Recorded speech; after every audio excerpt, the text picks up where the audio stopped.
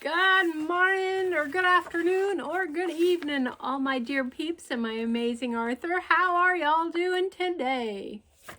Well, it's already 40 degrees out, so I got out a hat so I could keep my nose covered.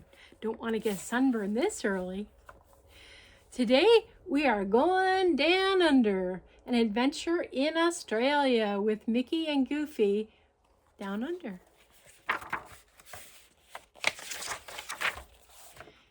Here's the first picture.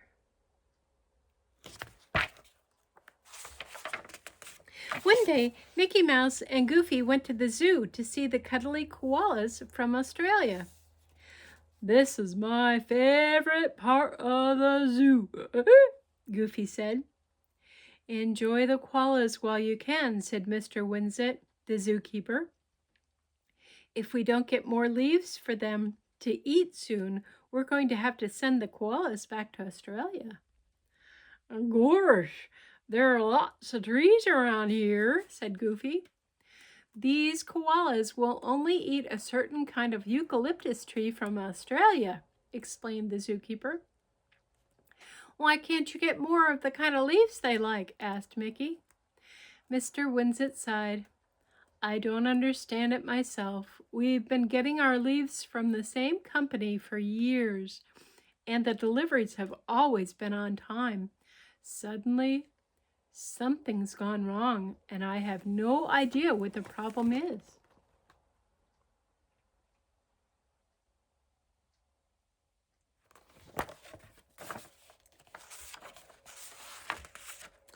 Mickey glanced from the worried zookeeper to the children gathered around the koalas. "We can't disappoint the children," he said. "Goofy and I will go to Australia and find out what has happened." "That would be wonderful," said Mr. Winsett, "but it won't be easy. You see, I'm not even sure where in Australia the leaves grow. All I know is the name of the company that ships the leaves from Sydney." "Who's Sydney?" Goofy asked. "Sydney isn't a person, Goofy," said Mickey. "It's a big city in Australia." Mr. Winsett invited Mickey and Goofy into his office, where he explained that koalas eat only 24 types of the 603 kinds of eucalyptus trees that grow in Australia. "Unfortunately, the leaves our koalas eat are difficult to find," said Mr. Winsett. "Our supplier, Outback Imports, should be able to help you. I'll make arrangements to have a guide waiting for you when you arrive in Sydney."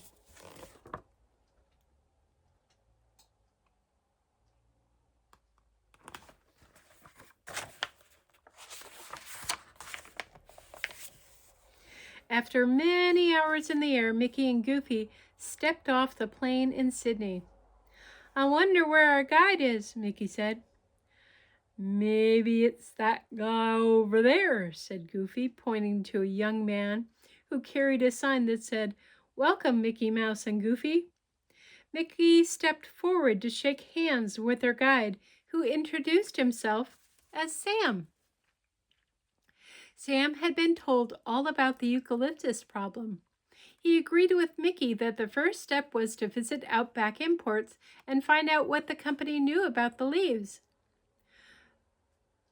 "The man who brings us those leaves is an old fella named Dingo Dan," replied Mr. Green, the manager of the company. "We've been worried about Dan. He's never been late for shipment before, but no one has heard from him in over a week."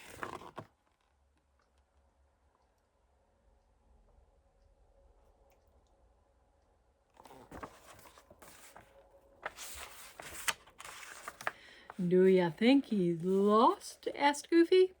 Mr. Green shook his head. "Dingo Dan knows the bush like the back of his hand. I'm beginning to think that something has gone wrong." "We'll do our best to find him," Mickey declared. Mr. Green pointed to a map of Australia. "Dan works around Alice Springs in the Northern Territory," he explained. "Start out at the Jumpin' Joy Hotel. Dan checks in there when he's not out in the bush."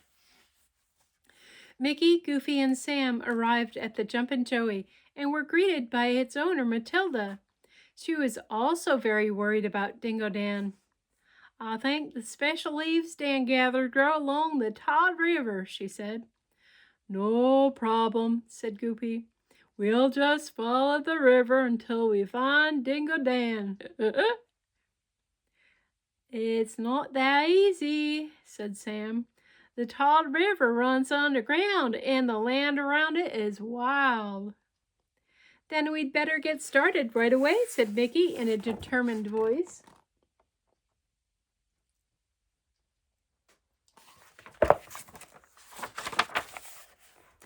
Mickey and Sam loaded supplies into the car. They filled it with some cans with extra gasoline, the others with water to drink. They packed tents and mosquito nets for nights outside in the bush. Meanwhile, Goofy had bought a boomerang at a nearby store.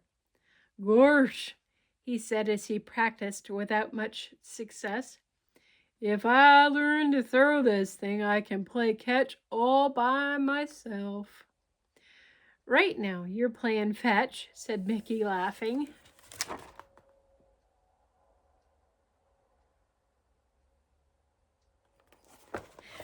Goofy's throwing it and having to go fetch it because it doesn't come back to him.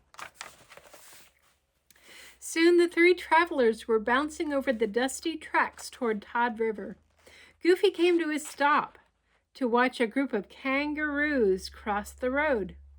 "Kangaroos!" Mickey exclaimed. "Gosh, why do the mother kangaroos carry their babies like that?" asked Goofy. "Well, kangaroos and most of the other animals in Australia are marsupials," Sam explained. "Their babies are very small when they are born, so they are carried in their mother's pouches until they are big enough to gather food on their own. Koalas are marsupials too."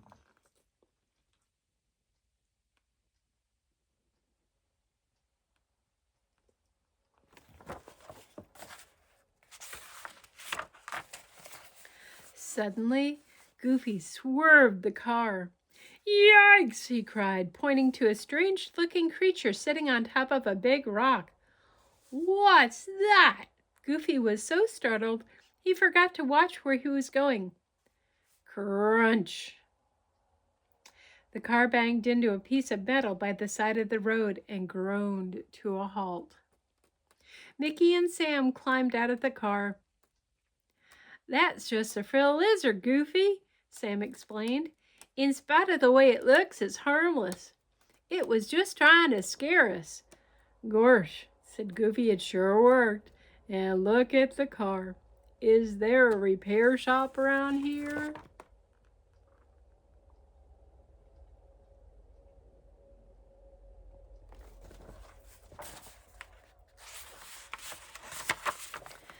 "About 100 miles away," said Sam, laughing.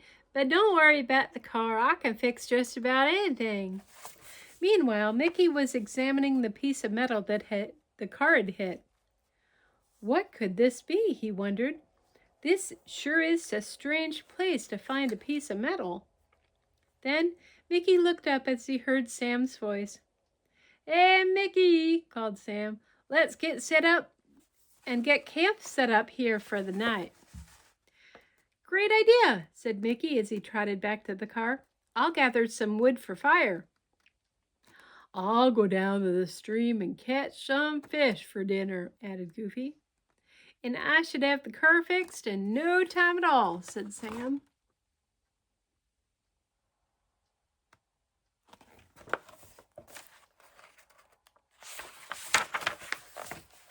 Mickey returned with the wood and began to set up the tents. Sam finished fixing the car and pronounced it as good as new.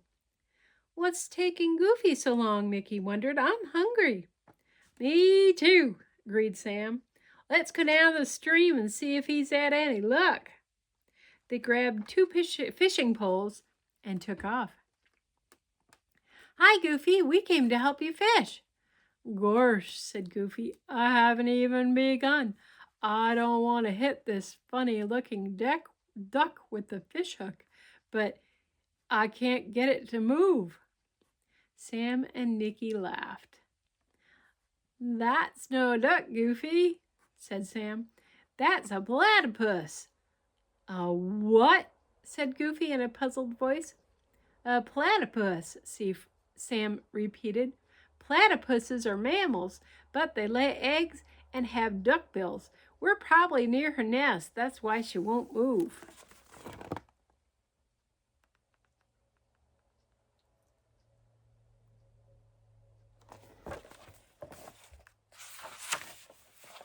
Mickey, Sam, and Goofy moved downstream, and before long they caught plenty of fish. Back at camp, they watched the sunset. Sam pointed out Ayers Rock, a beautiful sandstone monument in the distance.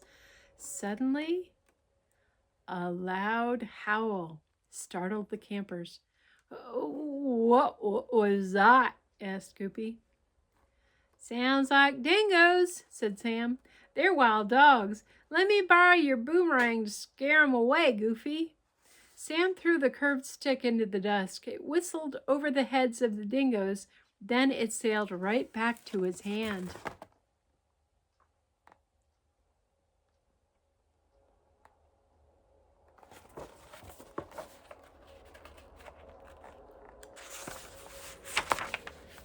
The next morning, everyone woke up bright and early.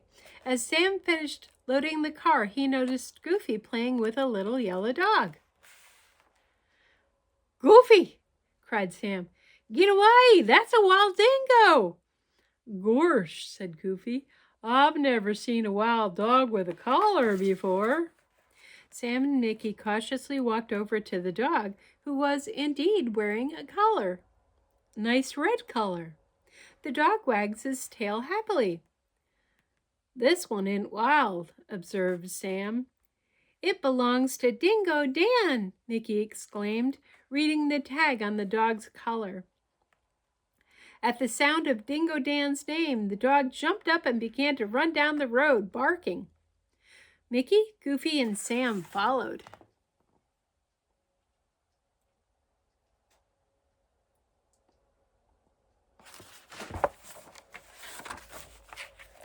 They followed the dog to a clearing where an old man was sitting by a plane.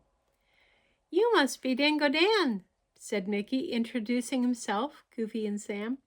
"G'day, mate," said Dingo Dan, shaking Mickey's hand. "I'm glad to see you three." "What happened to your plane?" asked Sam. I can't figure it out," said Dan. "Something went wrong a couple weeks ago. I made an emergency landing, and I've been stuck here with my dog Digger ever since." "Let me take a look at your plane," Sam said. "Maybe I can fix it." Sam walked around the plane. Then he said, "There's a piece missing here. We'll have to go to Sydney for a replacement." "Oh dear," said Dan. "I promised Azush a shipment of leaves over 2 weeks ago. How are they ever going to feed the koalas?"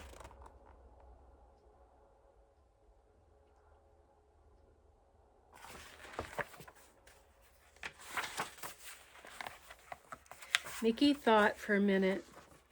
Then he snapped his fingers. "I bet I can help," he said. "Wait right here." In a little while, Mickey returned with the piece of metal that the car had hit. "Is this the missing piece?" "It sure is," said Sam. "Allow me," he told Dingo Dan, and he quickly made the repair. "You're pretty good at fixing things, especially planes," Dan said to Sam. "What would you think about being my partner? This plane is almost as old as I am, and we both break down quite a bit." Sam agreed happily, and he and Dingo Dan shook hands. "Now the koalas are sure to get their leaves on time," exclaimed Goofy.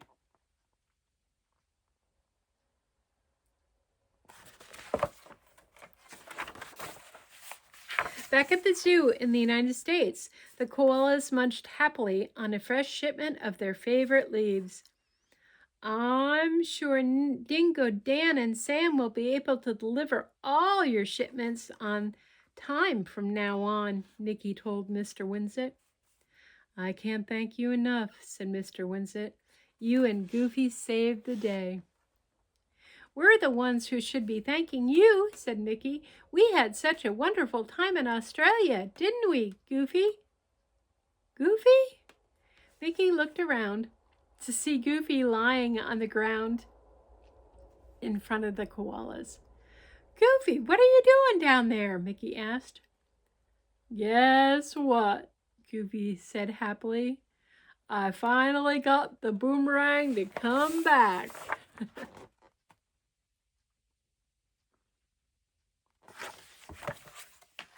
Leave it to Goofy. Now, some facts about the country.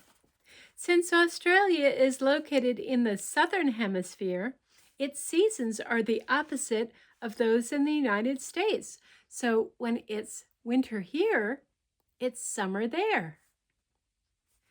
In Australia, winter lasts from June through August, and summer lasts from December through February. Sydney, Australia's oldest and largest city, has sunshine most every day of the year. Sydney is the chief port of Australia. Its spacious harbor is spanned by a bridge that is more than a half a mile long. That's a big one. Australia has many interesting animals that are not found anywhere else in the world. Kangaroos, for example, are found only in Australia. They can hop as fast as 40 miles per hour and jump as high as 6 feet. Wow! The koala is named after an Aboriginal word meaning no drink. The Aboriginals are the original people that lived in Australia before Great Britain came and sent all its prisoners. That's because koalas rarely drink water. Koala, no water. Instead, they get moisture from eucalyptus leaves and bark, the only types of foods that they eat. The Great Barrier Reef off Australia's northern coast is the largest coral reef in the world. It is actually a chain of over 2,500 tiny reefs and contains 300 kinds of colorful coral.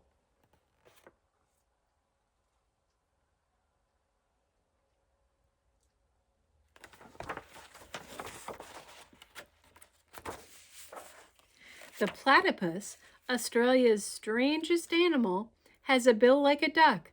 It has a flat tail like a beaver. It lays eggs like a bird and lives part of the time underwater like a fish.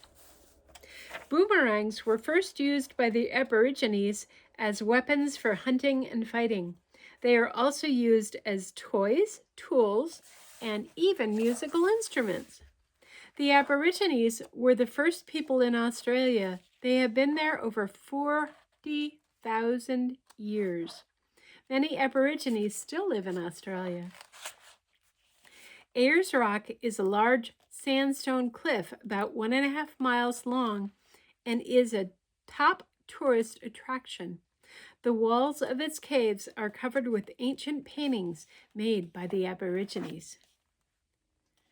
Good on you, mate, means thanks, friend, to Australians.